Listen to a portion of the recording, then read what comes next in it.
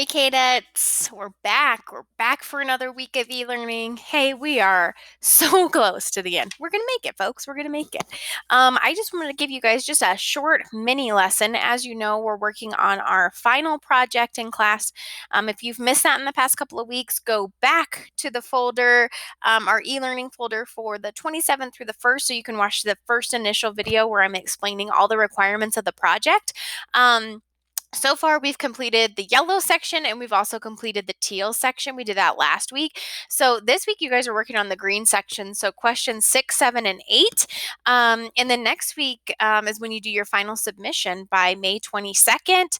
And then you're done. So that's all I'm requiring you guys to do for this class. So you guys are so close.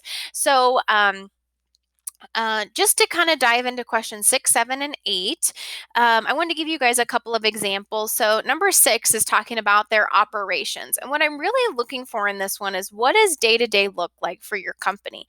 Are they manufacturing? Are they strictly retail? Are they shipping from overseas? What does that look like for their operations? So I wanted to kind of give you an example of what I would use if let's say my company I selected was Target. Now, Target does a lot of interesting things. So not only are they on the retail side of things, but they do a bit of manufacturing. So they have some Target owned brands. So I would probably just dive into seeing what exactly that looks like. So Target gets a lot of things shipped from overseas. They have those delivered to their warehouses, then delivered to their stores. At the store level, they have people stocking those shelves, and then, of course, selling those items and restocking, and it continues on. They have a few other things they do, like subscriptions and other things like that I might mention, but I'm really looking for day-to-day operations of your company. If it's a car company, you would probably talk about how they manufacture the cars, where in the world that is done. For a lot of car companies, it's done in a lot of different places before the final product comes together. Um, if your company is like a financial institution, talk about that. What does that look like as far as their corporate? What are their job responsibilities versus, like, can you walk into their financial institution and take out a loan? So that's really what I'm looking for, is so that you guys can show me that you kind of understand exactly how the company kind of works. Number 7, you guys have a little bit of experience with number 7 already from a small business perspective. So a few weeks ago, we did an assignment where you guys picked a small business in Colorado Springs and you talked about COVID-19's impact on the business. Now you guys are going to do that as far as a big company. So we're going to talk about the good or bad effects that the current COVID-19 economic situation has had on the company. So, for some companies, that's going to be their stock prices have fallen. They've lost out on sales. For other companies, like if I was choosing Target, I know not only from reading articles online, but talking with my partners at Target that I used to work with, that sales were really good in the month of April because so many people were buying from Target, things that they needed or wanted to stock up on. I found an article that talked about why Target stock jumped to 18% last month, and I read through that. So I'm going to use examples from this article.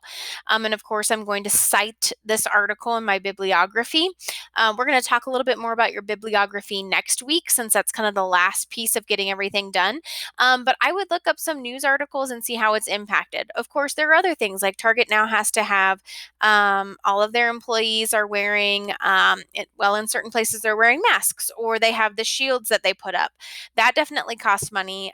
Also, they're doing like social distancing, like you have to stand on certain dots when you go to check out so that they can maintain distance between their customers. So I would talk about things like that. You can get a lot of this from news articles. This is just kind of one question you guys are answering. It doesn't need to be a novel, is what I'm trying to say. Lastly, you guys are writing a summary paragraph for your paper to wrap it up at the end. So you're maybe taking your key points or opinions from each of these areas.